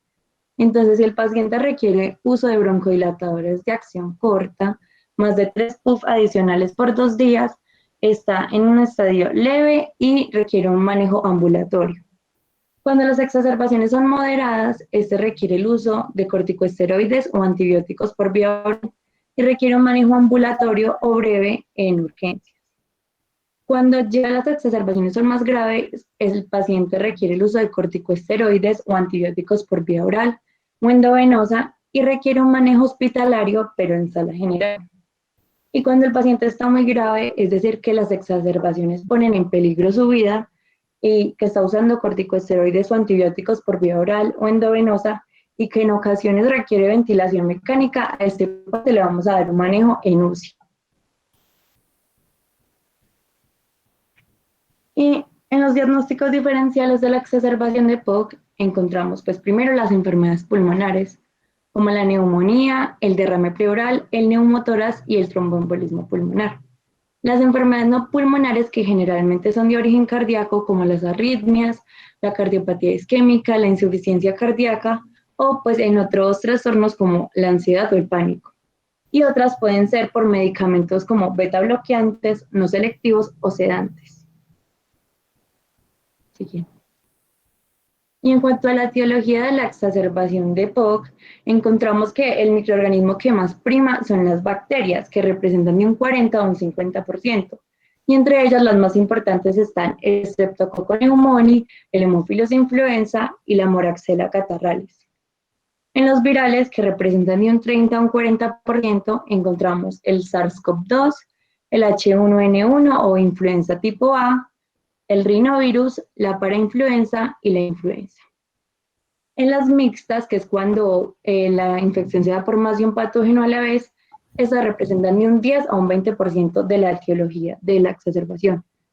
Y las no infecciosas, que se dan por factores como contaminación ambiental, bajas temperaturas o ya sea una causa desconocida, representan un 20% del total de las exacerbaciones.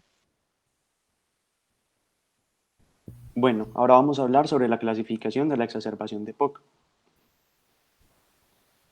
Hay que clasificar por ende la exacerbación de POC y la podemos clasificar según las guías GOLD, como exacerbación sin falla ventilatoria, con falla ventilatoria que no amenaza la vida y paciente con exacerbación con falla ventilatoria y que además amenaza la vida.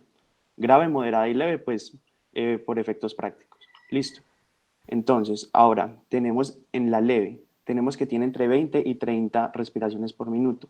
No tiene tirajes intercostales, ni uso de músculos accesorios, ni aleteo nasal. No tiene compromiso del sistema nervioso central. Necesita una fracción inspirada entre 28 y 35% para una saturación de oxígeno adecuada y tiene el PCO2 normal. Listo. Ahora tenemos la moderada, que sería una frecuencia respiratoria mayor a 30, ya tiene tirajes intercostales, ya se empieza a notar más el esfuerzo, aún no tiene compromiso el sistema nervioso central, es muy parecida a la fracción inspirada de oxígeno que necesita en la leve y aquí tiene el PCO2 aumentada. Este PCO2 aumentada, quiero hacer una pequeña pausa, ya que estas guías fueron tomadas a nivel del mar, que dice que entre 50 y 60 milímetros de mercurio sería lo normal. Pero esta charla está en Armenia, Quindío, a 1600 metros sobre el nivel del mar, y aunque es algo controvertido, debemos ajustar los parámetros dependiendo de la altura. Ya más adelante les mostraré el estudio realizado aquí en la Universidad del Quindío, donde muestra cuál es el PCO2 correcto que deberíamos tener en cuenta. Tenemos la grave, que ese ya, como el nombre lo indica, ya es un paciente bastante comprometido, que tiene frecuencias respiratorias muy altas, tiene tiradas intercostales, aleteo nasal, tiene una disnea muy alta por la hipercapnia, la hipoxemia, necesita una fracción inspirada de oxígeno muy alta y está muy aumentada, mayor de 60, dice la guía. Siguiente. Aquí está el estudio que les quería mostrar de la Revista Colombiana de Anestesiología, donde comparan Bogotá y Armenia. Podemos ver la saturación como es de diferente entre los dos, ya que Bogotá es un poquito más alta. Y aquí en Armenia, pues la PCO2 sería entre 31,3 a 37,5. ¿Por qué se debe esto? Porque a mayor altura, menor oxígeno, más frecuencia respiratoria y menor PCO2. Siguiente. Aquí pues les traigo una mnemotecnia que a mí me pareció muy útil, que es A, B, C, D, E, F, G, X. Entonces esto lo que quiere decirnos es que la etiología de la exacerbación. Como pueden ver, una pregunta muy común es, ¿le ponemos antibióticos a todas las exacerbaciones? Porque la mayoría son infecciosas, pero eso no es así. porque aunque sean el grueso de la agudización, tengan en cuenta que cuando un paciente llega con una exacerbación de POC que no es infecciosa, llega con patologías como tromboembolismo pulmonar asociado, falla cardíaca, exposición ambiental o una causa desconocida. Si no le damos un tratamiento adecuado, esto podría ser inclusive fatal. Y aunque usualmente sean agudizaciones con expectoración purulenta infecciosa bacteriana, siempre debe hacerse la investigación de otras etiologías que tengan, por ejemplo, una coinfección en otro sistema. Ahí lo pregunto, o ha venido múltiples veces con hipoxemia no severa. Esto se puede demostrar en pacientes que tienen una capacidad muy baja para resistir las disneas. Usualmente son pacientes que tienen depresión y o ansiedad. Siguiente.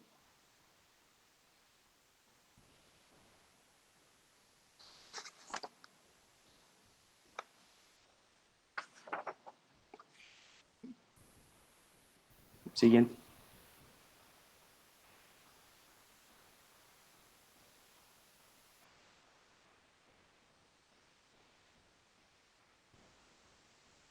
Juanes.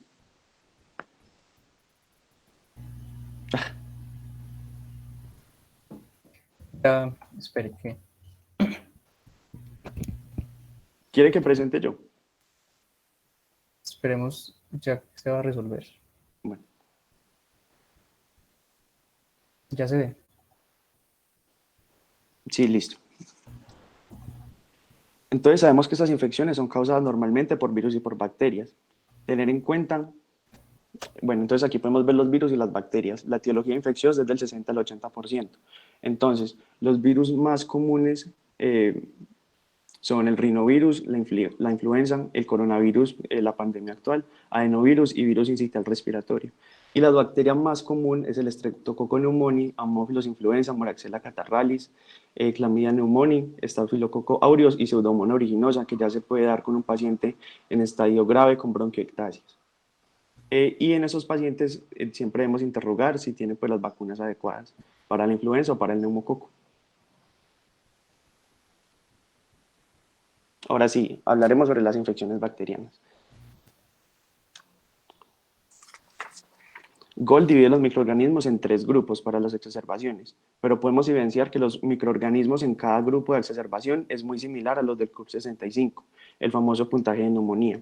Sabemos que el CUR 65 es la C de confusión, la U de Boone mayor de 19, frecuencia respiratoria mayor a 29, presión arterial de 90 a 60 y una edad mayor a 65.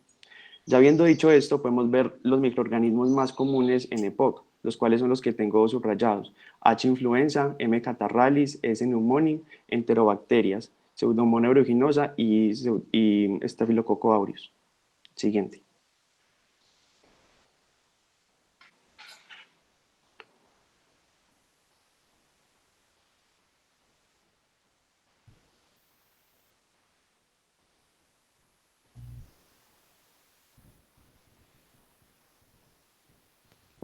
No pasa. Ya. Entonces, en el grupo 1, Gold, exacerbación leve, con un CUR 65 de 0 a 1. Entonces, tenemos sin factor de riesgo. A estos pacientes les damos amoxicilina más un macróleo azálido.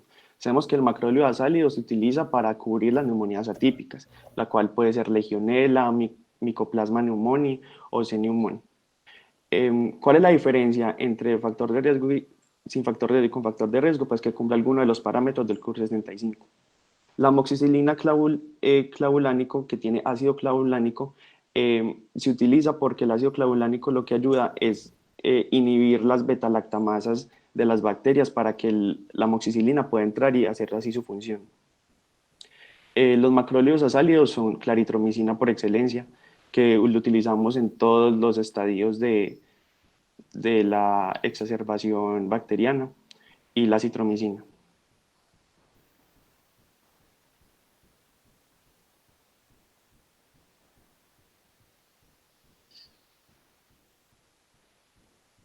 Grupo 2.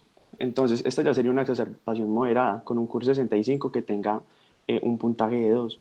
Entonces, en A, quiere decir que sin factor de riesgo, con una enfermedad concomitante, que no tenga enfermedad concomitante, a eso les vamos a dar penicilina cristalina. 2 millones de unidades cada 4 horas, más claritromicina para cubrir esa neumonía típica. Esa claritromicina ya van a ver que siempre la vamos a estar utilizando. Ahora vamos a ver con factor de riesgo para gram negativo.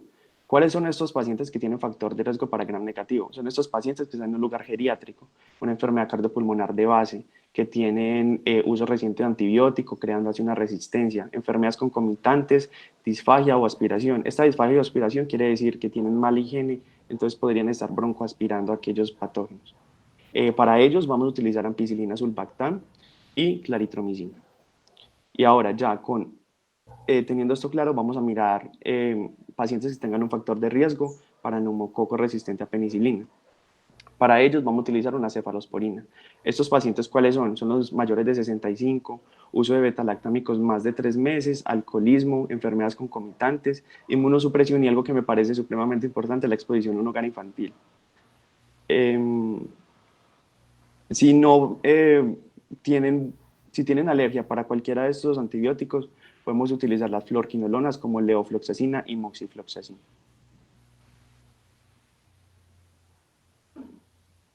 Y ya en el grupo 3, ya cuando son una exacerbación grave, que ocurre 65 con un puntaje mayor a 3, entonces tenemos un paciente sin factor de riesgo para pseudomonas, que el tratamiento va a ser muy parecido como para el paciente con riesgo para estafilococo aureus meticilino resistente. Entonces tenemos la ampicilina sulbactam, que lo que va a hacer es cubrirnos para bacterias gram negativas. Tenemos claritromicina, que nos va a cubrir contra la neumonía típica. Oseltamivir, contra el virus de la influenza. Y la vancomicina, que ya va a atacar directamente a ese Staphylococcus aureus, o la nilosolid, si la vancomicina no la tenemos o queremos utilizar una alternativa. Para el Staphylococcus aureus resistente a meticilina tiene unos factores de riesgo, los cuales son la enfermedad renal crónica, abuso de drogas intravenosas y esta que es infección previa a influenza. Por eso es que damos el oseltamivir. Uso de antibióticos previos, más que todo fluorquinolonas, alcoholismo, infecciones graves en la piel. Esta infección grave en la piel usualmente es una enfermedad llamada impético contagioso, que es cuando hay una infección muy grave y el paciente se rasca, causando una diseminación hematógena llegando finalmente al pulmón. Y riesgo de pseudomonas. El riesgo de pseudomonas es una enfermedad pulmonar de base. Usualmente esa enfermedad pulmonar de base es supremamente grave como una bronquiectasias o una fibrosis quística. ¿Esto qué hace? Que se cree un biofilm adecuado en el pulmón para que la pseudomonas pueda multiplicarse y pueda vivir ahí. Entonces, esos son los pacientes que ya están más comprometidos. Terapia con corticoide mayor a 10 miligramos día, terapia antibiótico de amplio espectro mayor a un mes y malnutrición que últimamente bajaría las defensas. Para ellos, ¿qué vamos a utilizar? Piperacilina tazobactam, 4,5 miligramos intravenosos cada 6 horas, la claritromicina y el oseltamivir.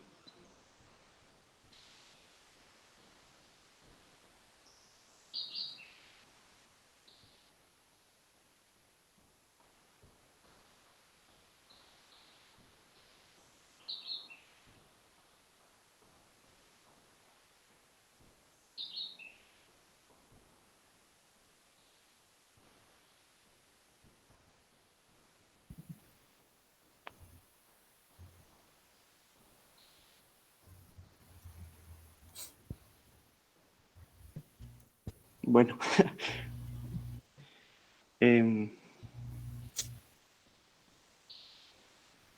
Pues aprovechando que está ahí quietico eso, voy a hacer una observación. Bueno, con esa sí, pseudomona. señor.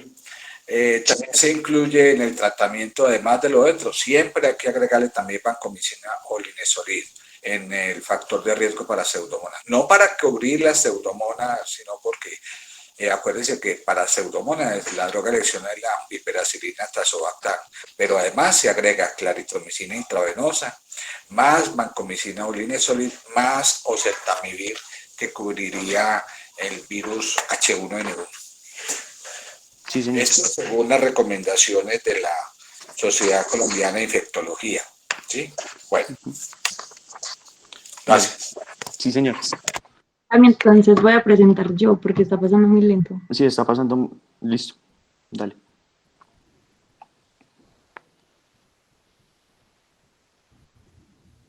No, perdón.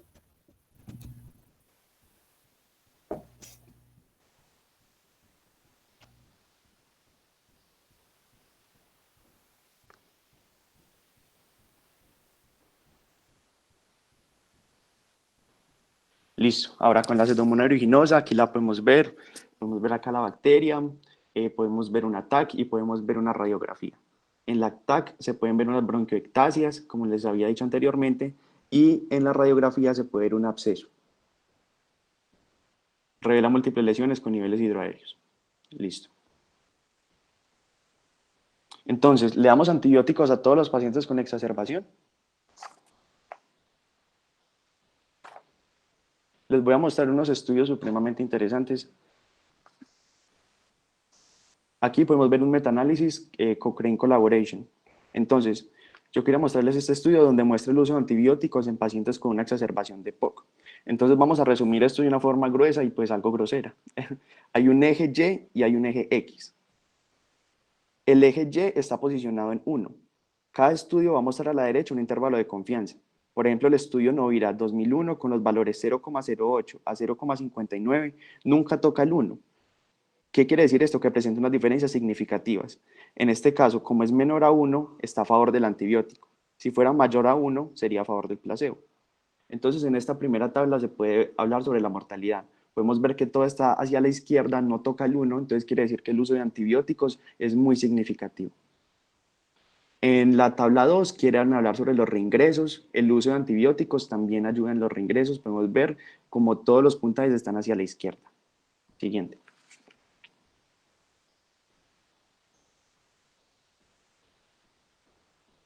Y acá esta tabla, la Figure 5, que me parece muy importante, que habla sobre las expectoraciones purulentas.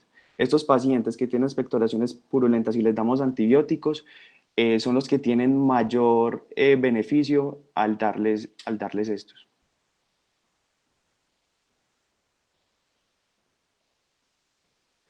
Conclusión del 2006. En exacerbaciones de POC, los pacientes con aumento de la tos y purulencia de esputo tratados con antibióticos, independientemente de la molécula, disminuyen la mortalidad a corto plazo en un 77% y la falla terapéutica por un 53%. Pero ellos no se quedaron solo con eso. Ellos quisieron hacer en el 2012 otro metaanálisis, ya utilizando otro tipo de moléculas, las que utilizamos hoy en día, lo cuales son la amoxicilina y la doxicilina. Entonces se dieron cuenta que dar antibióticos indiscriminadamente a pacientes ambulatorios no impacta en reingresos, pero sí en pacientes que necesitan algún tipo de hospitalización. Aquí podemos ver como los outpatients, o sea, pacientes ambulatorios, toca el 1. Quiere decir que no es un cambio significativo. ¿Acaso los pacientes que ya están en salas generales y que ya están en UCI tienen una respuesta mucho mejor a los antibióticos?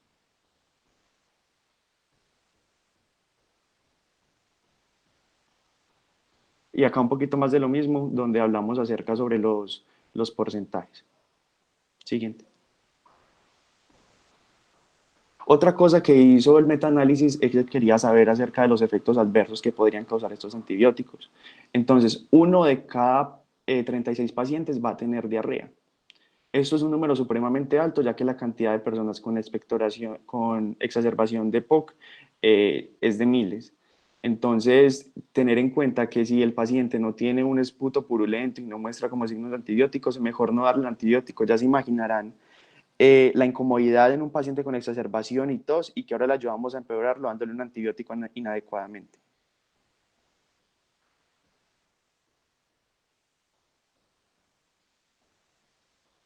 Y aquí se pueden ver inpatients, pacientes ambulatorios, podemos ver cómo está sobre el 1, no hay un cambio significativo dando antibióticos, pero ya en pacientes en UCI ya empezamos a reducir la mortalidad en general. Conclusiones. ¿Quiénes se benefician más del uso de antibióticos? Exacerbaciones con esputo purulento, esas exacerbaciones gruesas, verdes, y exacerbaciones graves con ventilación mecánica son los que se benefician más que todo. Y en exacerbaciones leves y moderadas, las deberíamos utilizar, pues ya depende del criterio individual de cada médico, tener en cuenta la posibilidad de la diarrea. Una observación final. ¿Me permite? Sí, señor Clerc. Gracias. Cuando uno está dando antibiótico a esos pacientes y evitar la diarrea, uno le puede agregar a esos pacientes un probiótico. Sí, hay muchos probióticos para indicadores, entre esos hay uno comercial, por ejemplo, que acuña, pero uno de ellos muy bueno es el GG12. que se administra una cápsula al día en esos pacienticos por cortos tiempos, básicamente durante el tiempo que está recibiendo el antibiótico, que es durante 14 a 21 días. ¿Sí? Sí, señor. Gracias. Bueno. Listo. Ahora con el tratamiento broncodilatador, este tratamiento broncodilatador lo podemos utilizar desde estadios leves de exacerbación de POC hasta ya estadios más graves. Entonces, como ya había dicho mi compañero anteriormente, tenemos ABA, tenemos AMA, por excelencia el salbutamol y el ipratropio de bromuro. Ellos los vamos a utilizar siempre que el paciente se sienta mal, de 4 a 6 horas. Y tener mucho cuidado con las nebulizaciones, ya que estos tienen un potencial de ser reservorios bacterianos y virales como el COVID-19. Entonces, nebulizaciones yo recomendaría que no. ¿Qué hay de los corticoides sistémicos? Se recomienda prednisolona 40 miligramos vía oral cada día por 5 días. En usinopenia se puede tener el efecto del corticoide sistémico. Ya sabemos que los corticoides actúan a nivel de los linfocitos CD4 y los eosinófilos. Entonces, menores a 50 por mililitro cúbico son un factor de mal pronóstico. No olvidar el efecto de las larvas a nivel intestinal, por ejemplo, el Ascaris lumbricoides, y disminuyen la estancia hospitalaria de 9 a 7 días.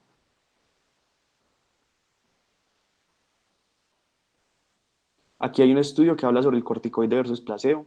Podemos ver en la primera imagen, ese fue el estudio CHEST, podemos ver los pacientes cómo mejoran su capacidad expiratoria en el primer segundo utilizando los corticoides y en comparación con el placebo que no mejoraron de la misma manera. Y también podemos ver la estancia. Aquí, digamos, si tomamos en el día 8, del 100% que entró, solo quedaban el 20% de los que utilizaron corticoide. Y en el mismo día 8 quedaba más del 50% los que solo tenían placebo, es decir, que reduce considerablemente la estadía hospitalaria. Otra pregunta, ¿oral o endovenoso? Aquí podemos ver este estudio, también es el estudio CHEST, donde muestra el medicamento oral y el medicamento endovenoso y podemos ver que las gráficas intercalan, son muy unidas. Entonces, ¿qué recomendaría yo? Utilizar el oral. ¿Por qué? Más barato, tiene menos efectos adversos, no requiere ponerle líquidos al paciente de forma endovenosa y nos ahorramos todos esos inconvenientes de la sangre y entubar y los líquidos. Efectos de los corticoides sistémicos. Como ya lo había mencionado, mejoran el BEF1, 90 mililitros día por cada corticoide administrado, mejoran la sensación de bienestar, calidad de sueño, disminuyen la movilidad, reducen la estancia hospitalaria y no hay diferencia significativa entre vía oral o oral. Bien, intravenosa o oral. Cuidado, como ya les había dicho, pueden causar una migración masiva de parásitos. Entonces, Colombia, siendo un país tropical, tiene mucha cantidad de parásitos intestinales, como son los estrongiloides, Ascaris lumbricoides. Entonces, ¿qué puede pasar? Apenas damos el corticoides, va a ser una migración masiva que después se va a mostrar como una sepsis de bacilos gram negativos. ¿Por qué? Porque las bacterias se van adheridas al parásito, haciendo una migración masiva y llevándolo a otro lugar. ¿Qué podemos hacer para evitar eso? Dar ivermectina o podemos dar albendazol. La ivermectina es una gota por kilo antes del corticoide. No, cuidado, perdón. ¿Puedo? Sí, señor, claro. No, la ivermectina es la droga de elección, una gota por kilo de peso. Lo que pasa es que como hay migración también de Ascaris, ahí sí utilizaríamos el albendazol. Entonces el paciente va a recibir corticoide, generalmente 5 o 7 días, si uno quiere, le da profilaxis con ivermectina más albendazol. Sí, 400 miligramos, dosis única. Sí, doctor.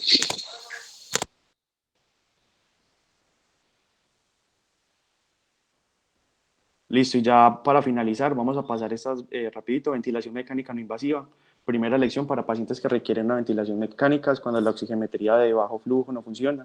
Disminuye la tasa de intubación orotraqueal, disminuye la mortalidad, la aparición de complicaciones asociadas al ventilador y disminuye la estancia en UCI. Indicaciones. ¿Cuáles son las indicaciones? Son pacientes con acidosis respiratoria, que tenga una hipoxemia, que tenga un PSO2 aumentado. Pero siempre acordarnos que está claramente demostrado que pacientes que llegan a servicio de urgencias y tienen indicaciones específicas para una ventilación mecánica invasiva se benefician más de esta y reducen la mortalidad en vez de ponernos a postergar el tratamiento haciendo otra maniobra como ventilación mecánica no invasiva.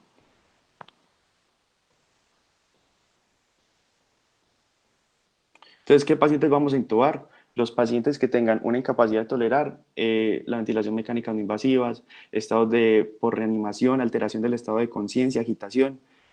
Para esos pacientes con agitación podemos dar un analgésico o un sedante llamado dexmedetomidina, que los ayuda a estar más tranquilos durante el procedimiento. Los pacientes que tienen broncoaspiración, emesis persistente, hay que pensar en intubarlos inmediatamente. Mal manejo de secreciones, inestabilidad hemodinámica, arritmias ventriculares o hipoxemia severa son las indicaciones para esto. Y acordémonos, si no te intuban, no te complicas por la intubación. Entonces, ¿cuáles son las posibles complicaciones para la ventilación mecánica invasiva? Pues una neumonía asociada al ventilador. Esa sí es clave. Barotrauma o atelectrauma. Barotrauma quiere decir trauma por la presión que le vamos a ejercer. Y acordarnos que en los pacientes con EPOC tienen un desacondicionamiento crónico diafragmático y de la musculatura respiratoria, por lo cual en ellos el tratamiento puede postergarse un poquito más. ¿Y a cuáles pacientes debería hospitalizar?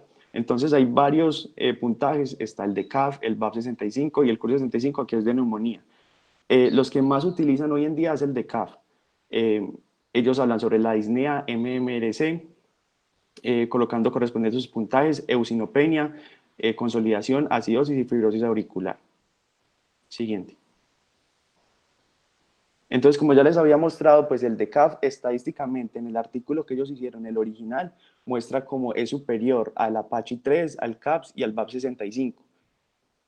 Pero acordémonos que este artículo tiene una baliza interna, entonces sirve para pacientes de ese estudio, pero hay que someterlo a otros tipos de población.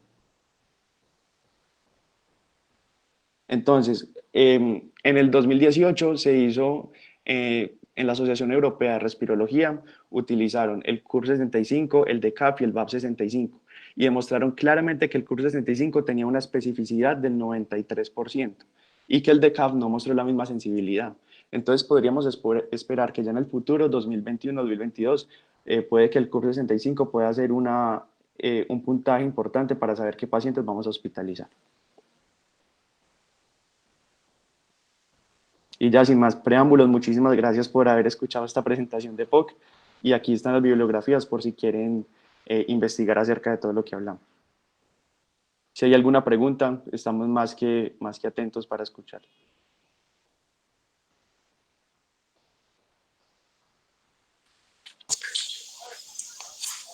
Yo invitaría a los doctores que nos acompañaron en la conferencia, si quieren hacer alguna intervención, el doctor Ruiz, el doctor Deiber, el doctor Ocampo, ¿sí? Los que participaron, los docentes que participaron, si quieren hacer alguna anotación. Gracias. Buenas tardes. Buenas Doctor tardes. Murillo, Buenas tardes, y a doctor. los muchachos que hicieron la presentación. Pues yo como primera medida les quiero dar pues las felicitaciones. Esto hace parte de la formación que ustedes deben de tener. A mí me pareció, en lo general, me pareció una muy buena revisión. El doctor Murillo hará sus observaciones técnicas desde el punto de vista pues técnico de la experticia que él tiene al respecto. Pero yo creo que es un buen ejercicio. En este núcleo integrador es muy buen ejercicio.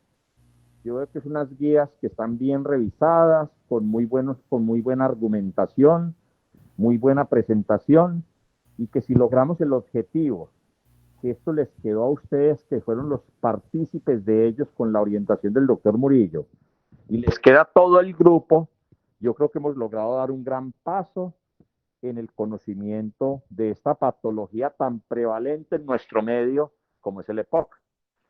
Entonces, no, darles pues las felicitaciones al grupo y al doctor Murillo, porque estos son los aportes que hay que hacer a la academia. Muchas gracias. A usted, doctor, gracias. El doctor Ruiz.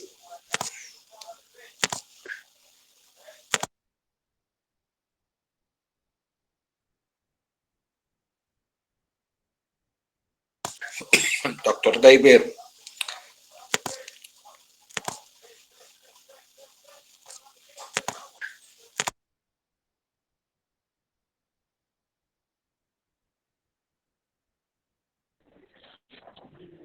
Sí, muy buenas tardes. Muy Yo buenas también quiero felicitarlos tardes. y quiero decirles que listo, que la presentación y la revisión del tema fue muy completo.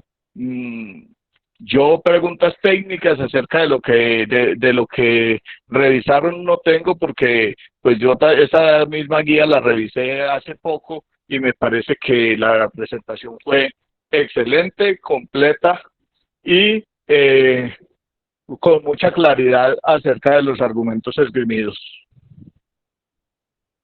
Así que felicitaciones. Muchas gracias, doctor. Muchas gracias, doctor. ¿El doctor Riz quiere hacer alguna otra anotación?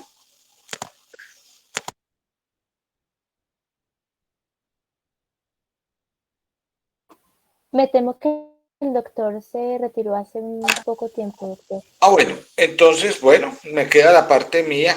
Pues felicitaciones, como todos, los vi muy bien en todo. Lo más importante, supieron distribuir muy bien el tiempo, que eso no es fácil.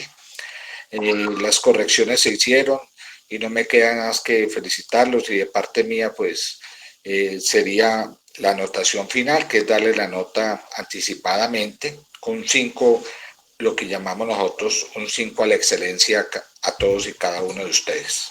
¿Sí? Felicitaciones. Muchas gracias. Doctor, muchísimas gracias. Muchas gracias, doctor. Muchísimas gracias por todas las Muchas gracias. anotaciones, doctor. Muchas Muy, gracias, doctor.